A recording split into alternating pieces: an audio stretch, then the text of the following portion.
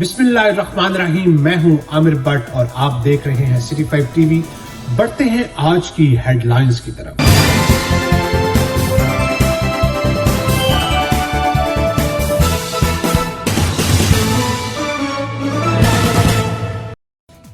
एक अफसोसनाक खबर शामिल करेंगे दाऊद खेल के नवाही इलाका काला बाग से, जहां पर तरीना दुश्मनी पर अमजद नामी शख्स को फायरिंग करके कत्ल कर दिया गया।